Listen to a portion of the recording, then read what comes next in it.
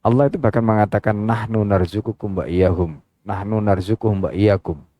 Jadi kami itu memberikan rezeki kepada kamu dan kami yang memberikan rezeki kepada mereka. Ayat-ayat tentang rezeki itu kan gampang dijelaskan, tapi susah ketika dipraktekkan. Nah, itulah perlunya kita itu diuji. Disitulah sebenarnya ilmu tadi itu menemukan pembuktiannya. Kalau kemudian kita mampu melewati itu, proses berikutnya itu tinggal nunggu nasrullah saja.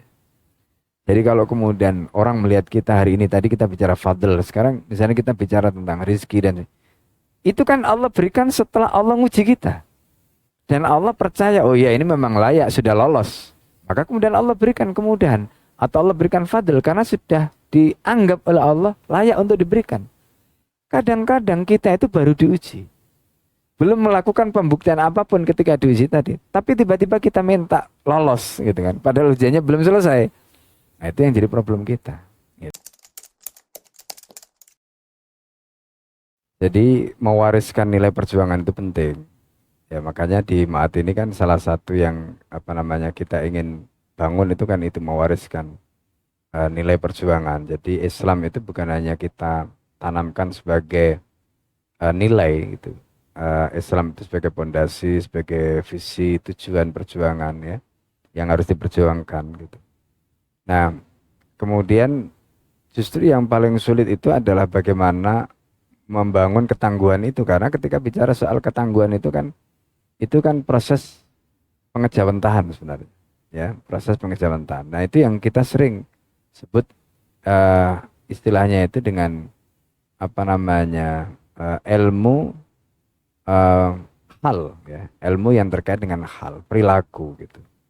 Nah, misalnya contoh ya, bagaimana menjadi orang yang bisa bersabar dalam menghadapi kesulitan rezeki, bagaimana menjadi orang yang bersabar di saat banyak ujian gitu, istiqomah di dalam perjuangan di saat banyak ujian, termasuk juga di satu sisi kadang-kadang kita mendapatkan amanah yang harus kita jalankan, tapi kemudian di sisi lain kita itu harus memenuhi apa menjadi hak keluarga kita dan sebagainya. Itu tantangan-tantangan yang sering kali kita hadapi, dan itu bisa dijelaskan secara teori tetapi sulit diterapkan.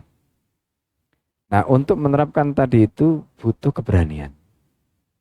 Nah, disinilah sebenarnya dalam tanda petik itu ya, kalau kita bicara bagaimana kolaborasi antara suami istri tadi kan kita sudah cerita ya masa lalu itu ya, bagaimana kami membangun keluarga itu mulai dari nol, tidak punya apa-apa. Itu kalau nggak ada keberanian kan nggak mungkin, ya kan, mengawali dari sama sekali tidak punya apa-apa, dan ya karena keberanian untuk mulai ketaatan, keberanian untuk mulai ibadah yang panjang gitu.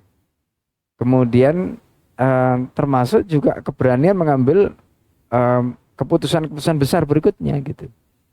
Kadang-kadang orang itu karena takut nanti kalau punya anak gimana ya, nah ya problem. Jadi akhirnya nggak berani. Padahal kan Allah itu menyatakan la taqtulu auladakum khasyata imlaq. Kamu jangan takut. Ya, kamu jangan membunuh anakmu karena takut miskin gitu. Jadi karena Allah itu, dan ayat ini disebut dalam Al-Qur'an.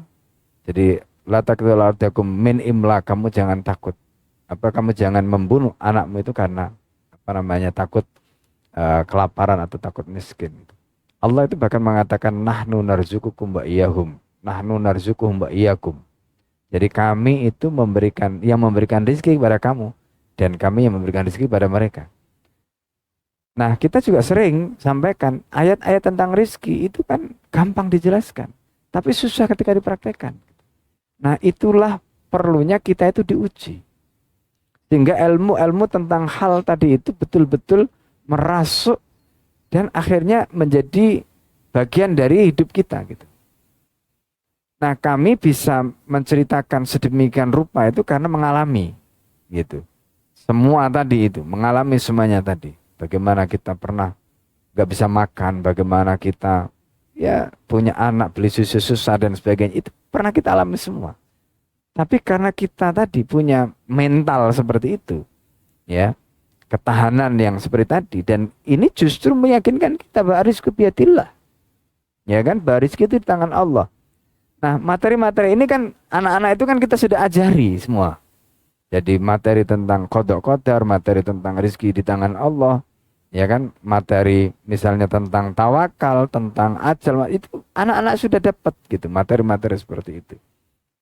Nah, tetapi itu satu sisi, sisi lain itu nanti akan diuji pemahaman mereka itu pada saat mereka dihadapkan pada masalah yang serius yang mereka hadapi. Nah, disitulah sebenarnya ilmu tadi itu menemukan apa namanya istilahnya itu pembuktiannya. Kalau kemudian kita mampu melewati itu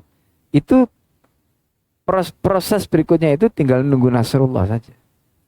Jadi kalau kemudian orang melihat kita hari ini, tadi kita bicara fadl, sekarang misalnya kita bicara tentang rizki dan itu kan Allah berikan setelah Allah nguji kita. Dan Allah percaya, oh ya ini memang layak, sudah lolos. Maka kemudian Allah berikan kemudahan.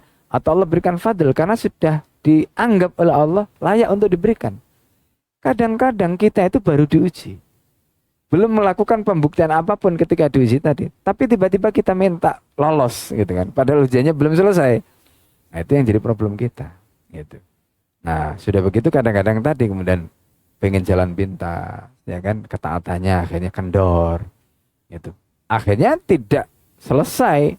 Masalahnya justru tambah numpuk. Gitu. Nah ini yang jadi masalah. Nah